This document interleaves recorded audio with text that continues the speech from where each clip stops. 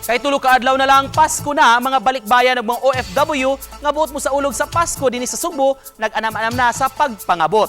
Samtang usa ka pasahero sa domestic terminal sa Mactan Cebu International Airport, mapasalamaton human mauli ang iyang laptop nga nahabilin sa taxi. Ani ang report. Ning nagaduol na ang Pasko, ubay-ubay nga mga magkapatandong nga eksena sa airport ang masaksihan. Sama na lang ni ining usa ka pamilya nga tagadakbayan sa Talisay nga gaandam pa og pa-welcome banner alang sa ilang kabanay kinsa 5 ka tuig na mawa makauli gikan sa Australia. Happy. Happy.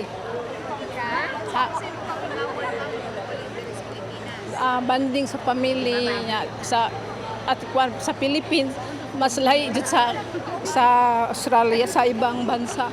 At least naka-Christmas na ko diri.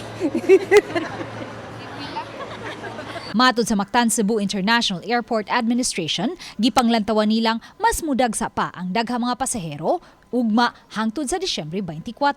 Subay niini, nakamuntar na ang Oplan Biyahing Ayos Help Desk aron adunay makaabag sa mga pasahero. Si Bing Barakyas, kinsa pabalik na sa kauluhan human mitambong og kalihukan dinhi sa Sugbo, mapasalamaton sa mga personnel sa airport nga mitabang kaniya aron makontak ang taxi driver nga iyang nasakyan diin nahabilin ang iyang laptop.